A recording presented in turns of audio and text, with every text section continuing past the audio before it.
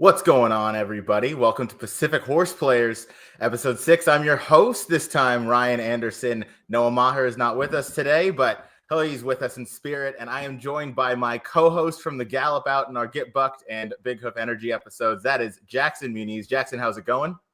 Going good, man. Always happy to talk some Del Mar with you. Absolutely. We're going to be going over the late pick 5 for this Saturday, November 23rd, the late pick 5 at Del Mar. Excellent sequence, the return of a horse that you and I are going to just laugh and joke about. And of course, we're talking about Meagher. So I'm excited to get to that one.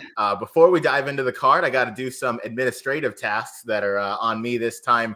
Listen to the podcast available on Apple Podcasts, Spotify, and Anchor. Of course, do not forget to subscribe to the HHH Racing Podcast Power Picks Tip Sheet. Excellent ROI every year. That's available in the link in the description below the video, hhhracing.com, hhhracingpodcast.com, sorry. And here is the website one more time.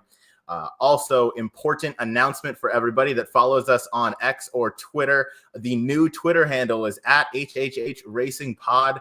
If you already follow us, then you don't have to do anything. You're still following us. This is just so you know. It is going to be at HHH Racing Pod. That is all the administrative tasks that I have as far as I'm aware. But I'm excited to get this late pick 5 underway here at Del Mar. This is an awesome card. We got the return of a Breeders' Cup Classic winner and your Pacific Classic winner as well. So without further ado, I guess we got to just kind of get into it. Race number one of our sequence, which is race 5 at Del Mar. We're going 5 furlong starter allowance condition. The picks are up on the screen. I saw the race 375. Jackson saw it 785. We don't have numbers, so I'm going to do my best to count it out here.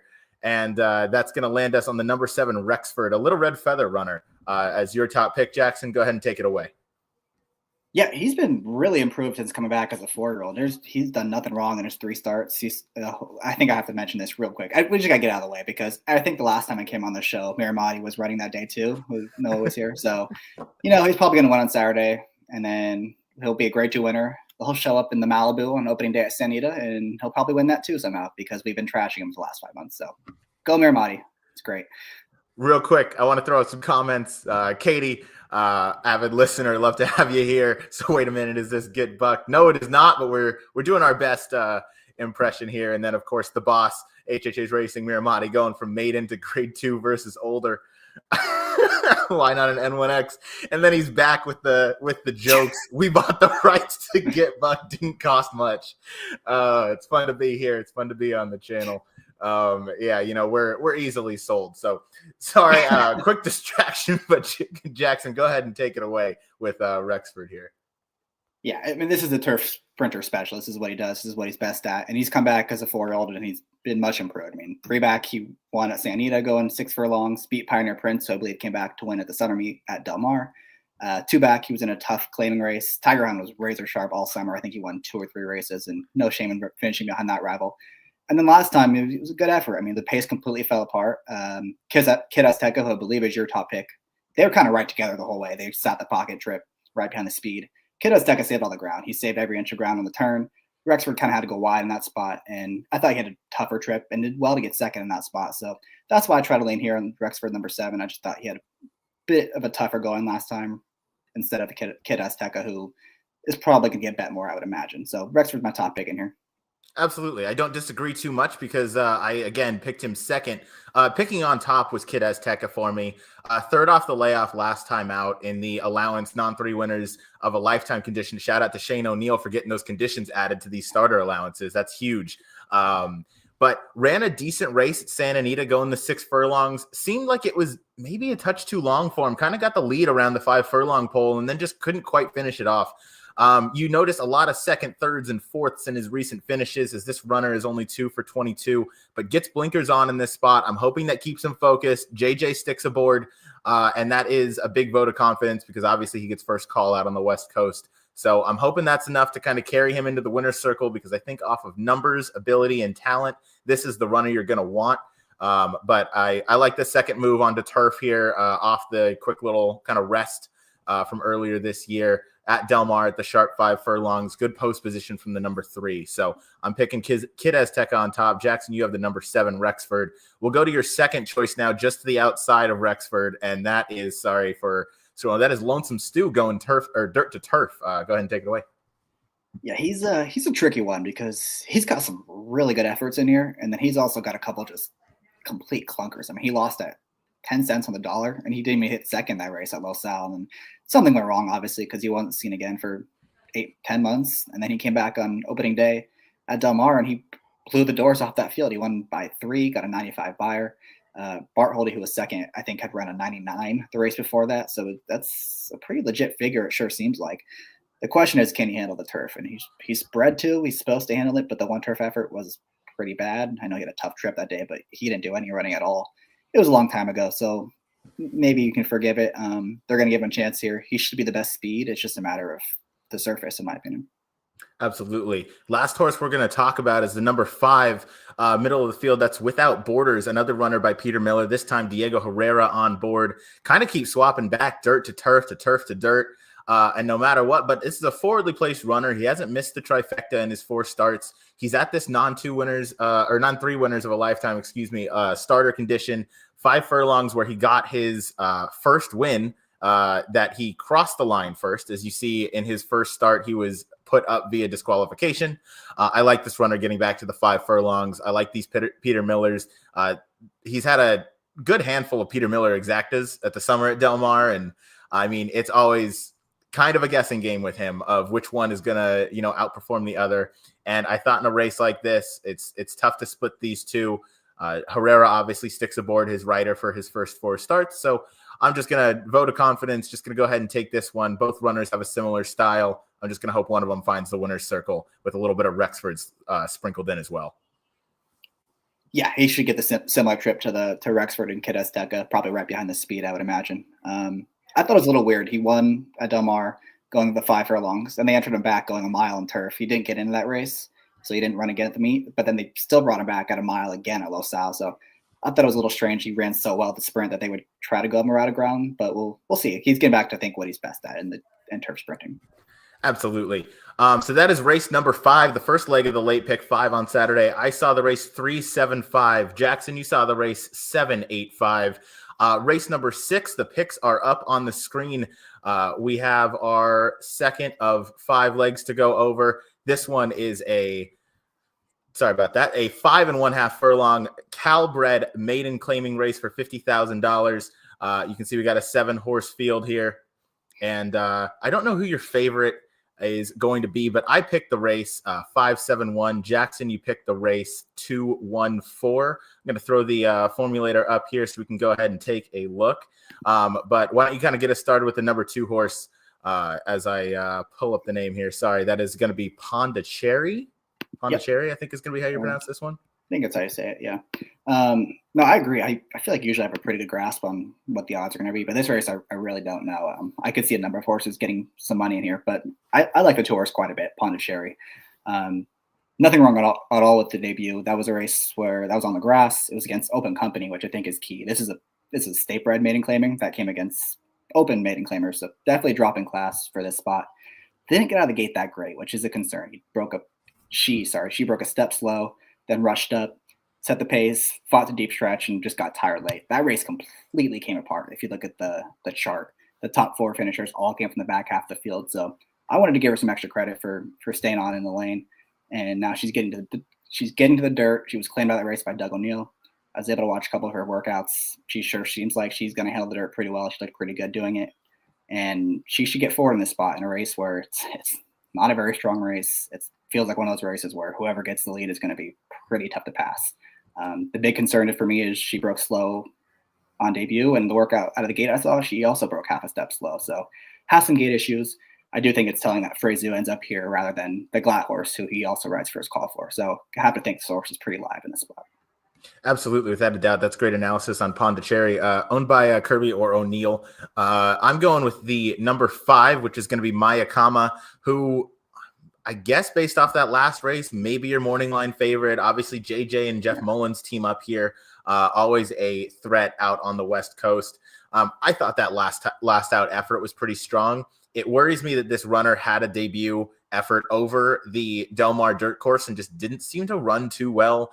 Had a decent trip, was chasing a hot pace, and just never kind of got it closed down. That being said, August 9th, I think, if my memory serves correct, the speed was still holding pretty strong at that point. So it was tough to make up ground all summer at Del Mar, but gets another shot here, going the 5.5. So a little bit of a cutback.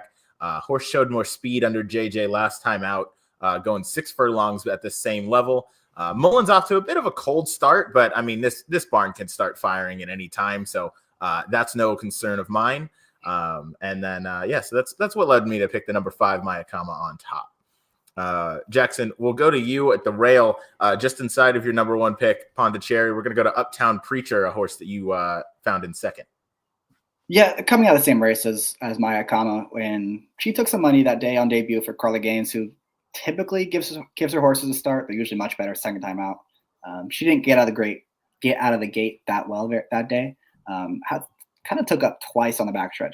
It was subtle. It wasn't like anything significant, but it was enough where it might have cost her like half a length, maybe a length. But she should move forward off of that. I do think this is a tough rail draw because the two horses very quick, as is the 3. So she's going to have to get out of there pretty well to avoid finding some trouble, especially in a 5.5 furlong race. But if she is able to move forward off of that effort, she should be tough in here. Absolutely. That's similar to what I saw. I picked this horse in third. Again, Carla Gaines, just second time out. She's such a great trainer, and she fires hard at Del Mar. So a lot of confidence just picking this one up after showing a decent bit of ability there in the debut start. So, yeah, I echo everything you said, and just the confidence of Rispoli sticking aboard as well is enough for me. We'll go to your third choice here. That's the number 4 Copperhead Fever, a first-time starter for a trainer who, I'm not going to lie, I've never seen this name before. Yeah, I haven't either, but this is a total workout horse I saw. I was able to watch a couple of her workouts on XBTV, and she looked fine. Nothing special. She definitely outworked the horse she was in company with. I think it was, I want to say it was Councilman Jilly, who's a $10,000 claimer out here on the West Coast. But also in that work was Sarwar, who was a Leonard Powell turf horse, just won an allowance race last weekend with like a 90 buy or so. And she outworked that horse. I know it was on the dirt, and they weren't like flying or anything, but she definitely looked better than that horse did.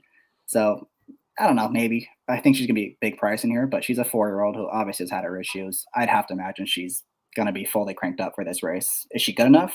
Who knows? But I thought she was worth including at a price in a race I didn't think it was very deep outside of my top choice.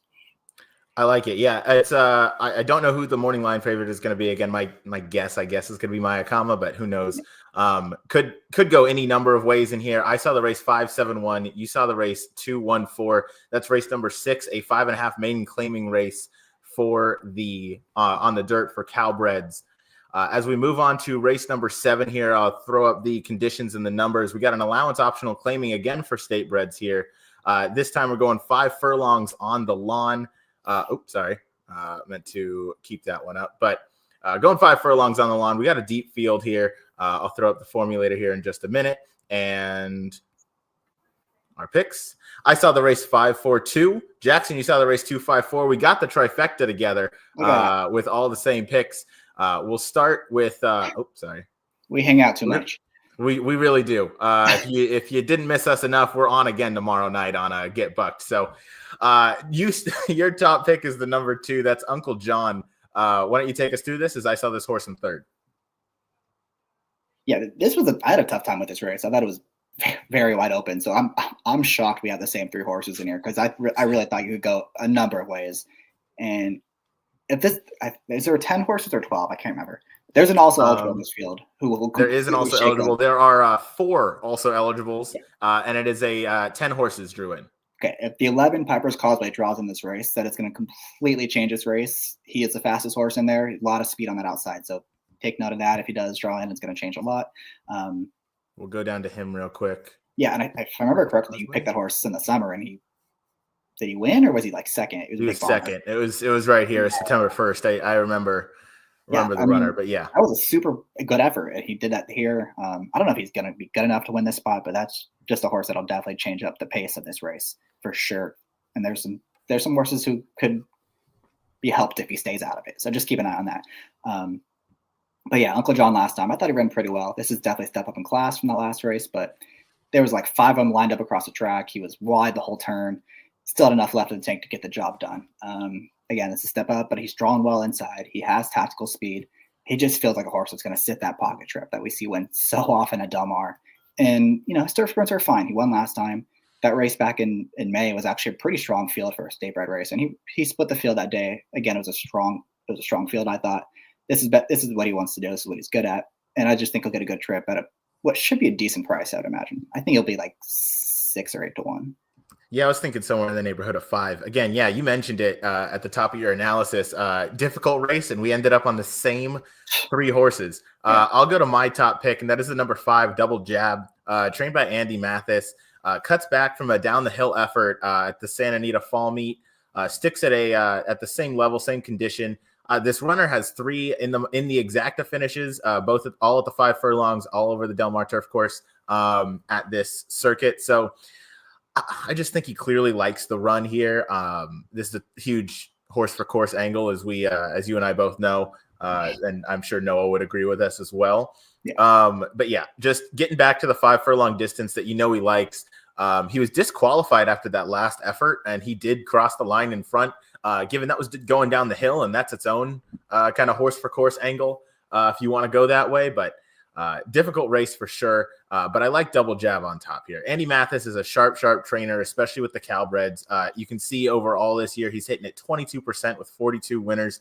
That is excellent. This runner has some good works coming in off the last start at Santa Anita.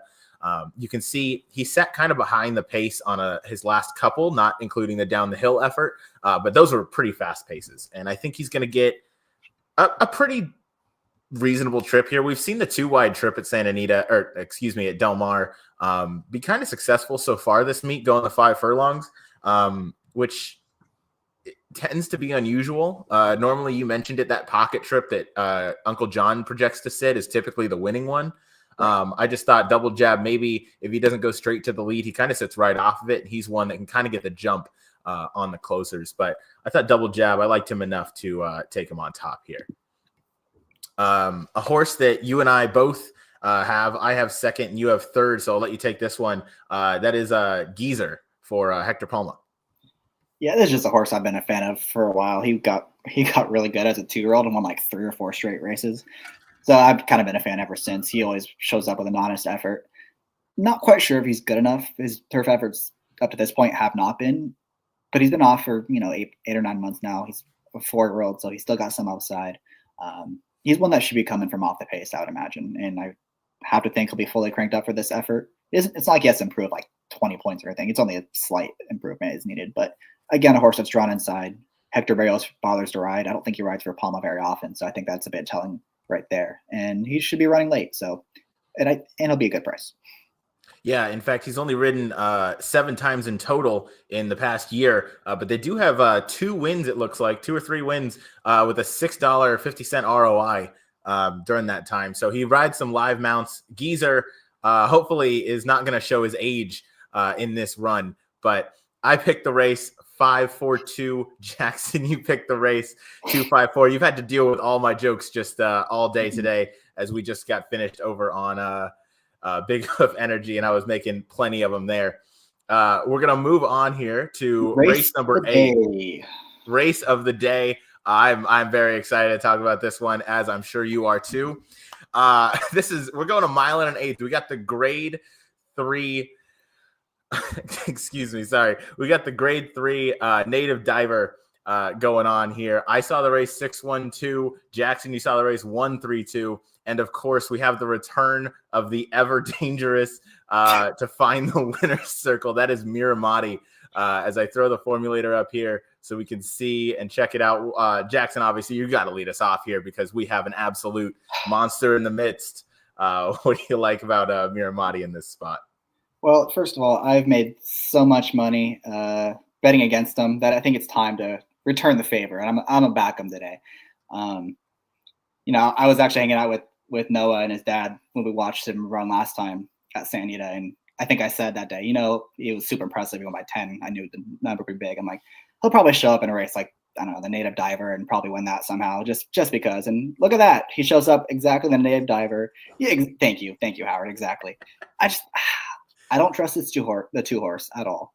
I think he's a fraud, and he's just the faster horse. No one's gonna go with him. It's gonna be one of those typical Bob Baffert workouts where he just goes to the front, hugs the rail, and he's gonna do exactly what he did last time. And it's gonna be annoying, and you're gonna make you want to pull your hair out. But you know what? He's gonna do it, and it's just gonna be so annoying. But at least I'll have a ticket on him this time. I can't even say that I disagree with you. It's maddening, but this is the I mean, it looked like the light bulb turned on last time. He had no intentions of stopping. He finally got around 2 turns, and I'm sure Howard's gonna put something else in the chat here because you and I have done nothing but trash Miramati basically since his debut. Yep. And he just freaked last time. And I don't know that he faced the strongest field, but it didn't matter. He ran away from him. A 99 buyer obviously stands out, and now he gets to go around 2 turns. Obviously, you have the concern of going off Lasix here, but I don't know. This feels like it just feels kind of bound to happen. I think a lot of people Howard, I believe at the beginning of the show, I think in his comment, he said 8-1 on Miramati. If this horse is 8-1, I'd put all types of irresponsible wagers on Miramati, and I cannot believe that I'm saying that out loud. However, my top pick in the Native Diver is going to the Pacific Classic winner over the Del Mar Dirt Course. Excuse me. That is Mixto. Spoke with our buddy Shane O'Neill. Shane said that Mixto has come out of the Classic in great order, even though he just kind of finished running about a day ago. Sorry, Mixto didn't deserve that. Said he came out of the race great, and he's trained awesome coming into this. As you see, he's got some sharp works on the work tab, leading with a 4 furlong drill in about 47-4. So that's enough. That's the drop in from the Breeders' Cup Classic. Obviously, that's kind of crazy because he was well over his head there. But I mean, the Pacific Classic field was probably better than this, at least as good. I mean, you had some Sanador run in there, full Serrano rather, and he won the dirt mile. So that's, you can at least hang your hat on that. You had a next out winner come out of there. But I mean, I don't know. I think Mixto is just the horse that you want right now. I feel confident in him. I think Mixto is just going to sit the trip. There looks to be some speed to the outside with Tarantino, who beat Ultra Power, a horse that we're going to speak about here in just a moment, because I think you and I are both kind of on the same boat that while this horse has some ability, this horse isn't quite the one that you want finishing down the lane. You see Edwin Maldonado hops aboard Tarantino, or stays aboard rather, and he's going to go straight to the lead. But I'm taking Mixto on top, but I do want to speak about Ultra Power, and I'll turn it to you first because this is a horse we both have in third. Sorry. Well, first of all, I cannot believe that Mixto was on the lead vying for the lead in the Breeders' Cup Classic. I mean, that was just baffling to me that he got that close to the front end. I know he didn't run after that, but it was whatever. Sorry, what did that comment say? It was our buddy Matt Miller. A strongly polarizing field. Most of these horses have been genuinely unlikable to bettors for a long time. Matt, that is very well put. And I for one have never said a bad word about Miramati. So, but yeah, Ultra Power. I don't know. He was not good as a 2-year-old, right? He ran at Del Mar, just was awful. Then they put him at Low Sal, and he won. Yay, I guess. I mean, it's Low Sal horses. It wasn't like a huge number or anything. Then they put him on the turf. I mean, that's just a total give-up move for Baffert. And he comes back at Del Mar, Pacific Class today, and gets a 104 buyer. And just like, this is the next big horse, right? But then they show up in an allowance race. Like, I feel like if he was really that good and they thought he was that good, they would have shown up in a bigger race than that. And clearly they don't think he's that good. And he didn't run that good. He was third at even money, had a fine trip, and those, Tarantino's not that great. Imagination is not that great. And he couldn't beat either of those horses. So this just feels like a horse you're supposed to be. He's not quick. He needs some pace to run at, and he's not going to get that in here. So I'm completely against Ultra Power. I know I have him third, but that's just by default. Yeah. This is a race where, again, credit to Matt Miller, because he said it best. This every horse basically is unlikable to bettors, or has been for a long time. But you mentioned the move of Bob Baffert going through the conditions with Ultra Power coming off of the 104 buyer, when that's typically not his move, and that's not a move that he does if he feels confident in a horse, which kind of leads me to why I picked Miramati in second, and maybe why you picked him on top was came off a romping maiden win and then goes into graded stakes company for the first try against, or not his first try against winners, because he's ran in a few graded stakes actually. So clearly high hopes for Miramati, but Ultra Power, I just don't think is that horse. They haven't been working out together. So that shows that, maybe he doesn't think they're kind of up to each other's caliber, if you will. But that's Ultra Power. And I picked him in third for the pure thing that, like, he's probably better than most of this field, but not the first and the second place finishers to me. However, the horse you have in second is trained by John Sheriff. That's Skinner. Why don't you talk us about your second choice here? Well, first of all, I think we talked about this on air, but why the heck is this horse not running in 2 weeks in the Cigar Mile? Because he would be live in there. I don't think he wants 2 turns. You look at his efforts, they kind of he makes this big move and then he flattens out. And he needs pace to run at. He's not getting that in this spot. There's no pace in here.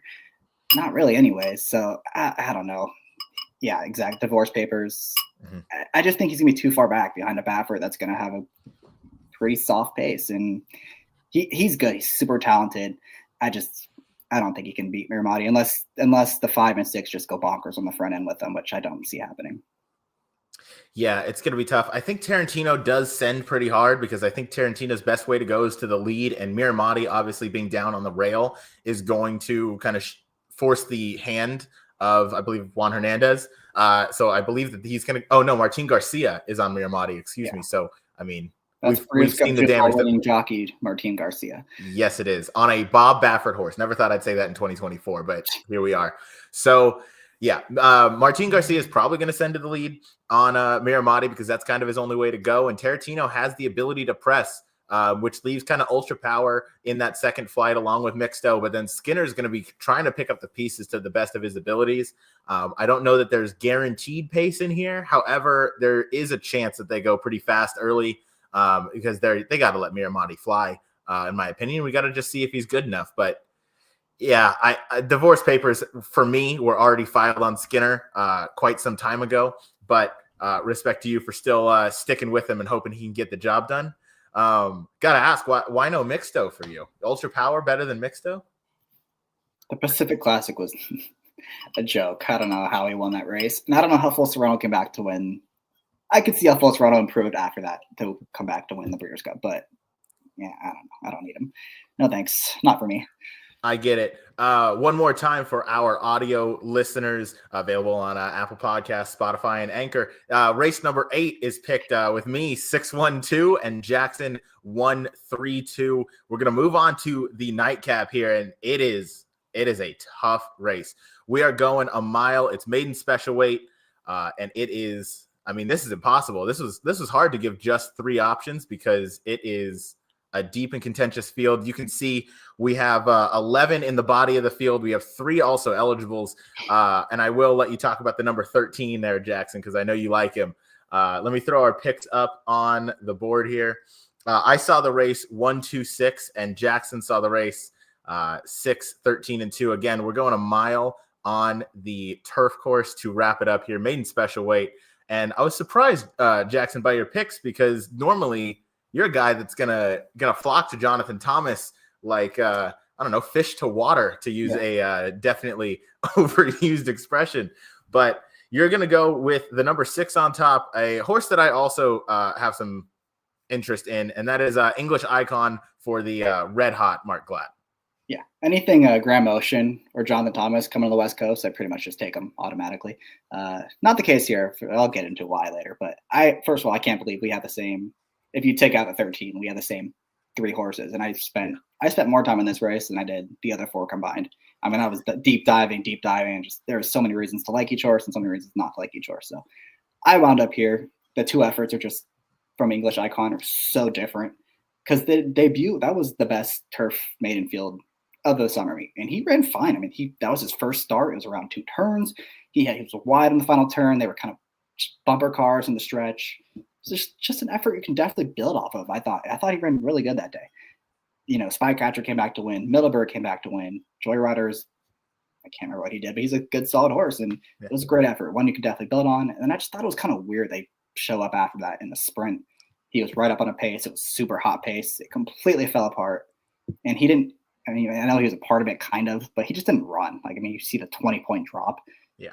For whatever reason, he just did not run his race. Don't know what happened, but they paid a lot of money for him. I was able to watch some workouts. He was working out with a horse called Old Pal, who I know we've talked about in the show before. He was third last week in an allowance race with a lot of trouble. So, and he more than held his own with Old Pal. He was giving him all he could handle. I know it was a morning workout, but Mark Glatt has, I don't know, what does he have, 100 horses? And you usually want to work horses of the same caliber together. So the fact that he was working that horse with Old Pal after that abysmal effort, I think it kind of speaks volumes to what they think of this horse. So I'm going to give him one more chance. I think he'll be fourthly placed in a race that really doesn't have too much speed. And he'll be a good price because Diego Herrera is on this one and Fraser was on his other horse. So if he can get forward in the spot and get back to that good effort we saw in August, I think he'll be pretty dangerous in here. Absolutely. Yeah, I agree because Mark Glatt also has just been unstoppable at this meet. Every runner he sends out is if not on the board, just real close to it. Herrera and Glatt connect only on 6% with a 41-cent ROI. So, he doesn't kind of get the live mounts, but he gets some good ones for sure. Yeah, they turned him back to the 6 furlongs. They threw blinkers on. I don't know what that move really was, but now he gets to stretch back out. And I did like him enough to pick him in third because, again, this is a wide open race. I'll go to my top choice, which is On the Rail. That's the number 1 Over the Ocean, trained by Jonathan Thomas, and Vincent Chaminade is named to ride, which I thought was interesting. He doesn't make too many ventures out here, but him and JT hit at 26% with a 250 ROI. First time gelding, ships out here. He had Pratt up last time out at Keeneland for their fall meet. Ran a respectable third behind Bourbon Boss and Rocky Joy. Not sure that either of them have come back to run or do anything impressive really since then, but it's a Keeneland maiden special weight. You're not getting, wimps out there. So I'll count that field as pretty strong. You kind of come in second off of a brief layoff coming from Horseshoe Indy. This gelding from Oscar Performance. I mean, the Oscar Performances love the turf. I love the post position draw this one's going to get. Drew post 4 last time and just didn't quite get the job done, but I think he just faced a caliber of horses that are maybe just too good. Jonathan Thomas, spectacular numbers. He's 2 for 4 with the runners he sent out here to Del Mar at this meet so far. So he has a little string. And obviously next weekend we get to talk about the Turf Festival that's going to go on. So I'm really looking forward to that. He's probably going to have some runners, I would imagine. Maybe we see, Rashmi run 3 times in 3 weeks. I hope so. Wouldn't that be crazy? But Over the Ocean is my top pick in here. I like the way he came back off that layoff. I like the trip he's projected to sit. And I like that Vincent came out to get the mount. I mean, I don't know kind of where else he'd be riding, but I think he's here for a stake race on Sunday. I believe there's a turf race that Thomas has a horse running in. We'll find out tomorrow when the injuries come out, but I'm pretty sure that's what he's here for. There we go. Also, shout out to Katie for the comment. Okay, I think Howard should hire Jackson. Yeah, we can be bought for like 3 ring pops and like a beer. So it really doesn't take much to get the Get Bucked crew over here. Nope. We're gonna go. I do like we're gonna go out to the number 13 final edition. That is your second choice, and honestly has a decent chance to draw into this field. Why don't you take us through final edition as I throw another Howard comment up? I don't know who they're talking about, but it's not me. This horse he's marooned out there, and this is if he draws in, because those 2 efforts on the East Coast were pretty good. I mean, you didn't have the best trip on the debut, but still came running late at a trip that was probably too short for him. And then he came back and was a good third behind Unit Economics, who's a pretty solid horse out there as well. He wasn't seen for a while, came back going 6.5, had a lot of trouble in that race, just completely checked out on the turn.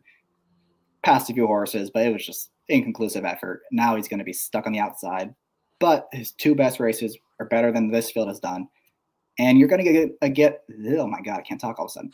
You're going to get a good price because he's so far out there. And that's good enough for me. If he's, 4-1, 5-1, I would take that, hoping he's just that much better than these, because he is on his best day. He's that much better than these. It's just a matter of, can he work out a trip from that post? I agree. That's a great observation. Obviously being marooned out wide is not ideal. This past weekend, I was speaking with our buddy Frank Scatoni, and he let me know that he was speaking with some other guys around the track, and we're kind of paying attention the past, few weeks of the meet since we came back from Santa Anita. and the outside posts have been running pretty well. They haven't been embarrassing themselves by any means. And I don't know. You can see those 12 horses, the 12 to 13 post get home more than they used to, it seems. And it's something where obviously you don't want to be there. And this past Sunday at Del Mar certainly did not emphasize that stat, as all the winners came, aside from Rashmi, who went wire to wire, all the winners came from post 1, 2, or 3. So outside of that, I mean, you can still get a good trip. And I don't know that there's a turf rider right now that's riding a hotter hand than Kazushi Kimura. That guy has been unconscious recently, especially on the turf. He's given some excellent rides. It's just a matter of whether or not he has the horse. And you mentioned those first 2 starts when he was with Wesley Ward were sensational. And he finished behind some really top-notch horses that would be, well, I mean, they've broken their maidens, but if they were to run in this spot as maidens, they'd be 1 to 9 for sure. So Final Edition, definitely worth a look if he draws in here. We're going to go all the way back down right next to the rail now with Mysterious Husband. This is the Glatt runner that Fresu chooses to stick aboard. You have this horse in third. I have this horse in second. Why don't you take us through it? Yeah, I didn't really know what to do with this guy, because his first 3 efforts were nothing special at all. And then he shows up for Glatt first off the claim and runs this monster race where Middleburg's a solid horse. He's not great by any means, but he consistently runs fast. He usually gets second or third. And Mysterious Husband should have won that race. I mean, he was so green in the stretch. He just would not go around him for whatever reason. He wanted to run right behind him. Got beat half a length. And got this monster figure where it just came out of absolutely nowhere. Maybe it was a switch to Glatt. I don't know. But for a horse that's going to be, I mean, probably going to be your favorite. So the 1 or the 2, I would imagine, are going to be favored off of 1 good effort and 3 pretty bad efforts. That just, I kind of want to leave him underneath, because I'm going to lean pretty heavy on the 6 horse in here. But he's definitely one you have to fear a little bit. I don't know that I have a heavy lean in here, but I definitely like both the post position draw that we just spoke about. But that switch to Glatt, something woke up in this horse, and I'm excited to see him run this one back, because if he repeats that figure, you mentioned this is probably going to be your morning line favorite. He wanted to run right into Middleburg's ass last time. Fraser had to fight him so hard to just get him around, and he came running late again. I think he galloped out in front, and it was painful to watch, because 35 to 1, and I just never want to see a Baffert win on turf. I'll never bet him, so I know I didn't have Middleburg that day. I don't even remember if I had Mysterious Husband, but to let a Glatt horse... to Glatt, I think we haven't mentioned, because he was with Glatt originally, got claimed back by Glatt, and then so it just came out of nowhere, I feel like, because it wasn't like he first time in Glatt's barn. He had him for a while. Yeah. Maybe Fresu back aboard. So there was nothing that really, I don't know. There was no real change that was made, I guess, when you look at it with the switch back onto Glatt. I don't know, maybe he just kind of matured as a 3-year-old. And now he's, kind of running in his best form. But I think Mysterious Husband has a shot. I think I like Over the Ocean as well. I definitely like Over the Ocean as my top pick here. And I'm going to lean, if I had to, lean pretty heavy on that one, because I just like the trip. I like the ship from Keeneland. I think the 77 buyer might be light when you look at the 87, but I think when you compare it to the quality of horses that they're facing in Kentucky versus what you're facing out here on a regular basis, that's going to kind of force me to lean that way. But I'm picking the race. This is race number 9, maiden special weight, going 2 turns, going a mile on turf. I'm going 1, 2, 6. Jackson is going 6, 13, and 2. Real quick, can I talk about a couple horses super fast? Absolutely, you can. First of all, the 11 horse from that post is everybody say thank you to Mr. Baffert, because he's entered in here to take some money. He'll be 5 to 1 from that post. He has no chance. So everyone's just say thank you. He'll just give your horse a better price. No shot from that post. And then the 1 horse who you talked about is your top pick, actually. Yeah, go for it. And again, I always pick these Jonathan Thomas horses. The Keeneland race was solid. It was against better horses. The only downside I saw was that race was it was complete merry-go-round. The top 4 finishers were top 4 the entire time, and he really didn't do any. He kind of just ran around the track. And then he showed up at Indy first time out, which I think the Indy races are not that great. And he was fine. I mean, he got 3rd, but it was inconclusive for me. And for a horse that's going to be 3 to 1 in here, I found enough reasons to not include him. For a guy who always texts me about Indy's got this contest going, or Indy's got this, Indy's got that. Free I love is free contest. I have to play it when it's free. Come on. I play it too, but I love the horses coming out of Indy. I just think they're automatically going to be overlaid in the betting, and because people ignore them, and I don't think it's bad form to come in off of. I mean, it's not like you're shipping in from like Turf Paradise or something like that. No, sorry for the shots, but coming in from Indy, that's like a very decent middle track. I look at it similar to, Fairgrounds and Gulfstream this type of year, where the form can transfer over. And I mean, I probably prefer Indy to most of those. So I don't know. I think Over the Ocean's going to sit a great trip. I agree. It was a merry-go-round last time. Didn't do much running. They just kind of went out there and went for a jog. But I think just coming in here, I think this is going to set up pretty nice for Over the Ocean. And if maybe they send to the lead. Maybe, this merry-go-round thing, maybe all first, second, and third place finishers, they just want to be in front. They just want to keep going. So maybe Vincent just sends him out of there and sees if he can lead him on a merry chase, just like Rashmi did the other day. But race 9, I picked the race 1, 2, 6. Jackson 6 with a 13, the also eligible, who could definitely draw in. And then with the 2, those are all of our picks. And now we're going to get into our best bets. Jackson, you're going to lead us off. Best bets are on the screen. Why don't you walk us through it? Yeah, first one is going to be a daily double, starting with the 5th race. And to be honest, the main play here is going to be the second race, which is, oh my God, I'm forgetting the name already. Pondicherry. I love that horse quite a bit. I think she just has to break and she's gone. I just don't know what price she's going to be. If she's like 3-1, 7-2, I may throw in another horse in that first leg just to get some more protection, because I like the 7 quite a bit as well, but the 2 is the main play. So just depends on the price. The 7 horse is Rexford, who I like, and I may throw in Lonesome Stew, just depending on what the price is on that 2 horse. Going to look at the probables, see if they're worth playing or not, or worth keying or not, I should say. Nice. I like it. And then race number 9, you're getting a win on your number 6. Oh, yeah. Sorry, I didn't see that. Yeah, the one we just talked about, which is, God, I'm scrolling again. The English Icon. Horse.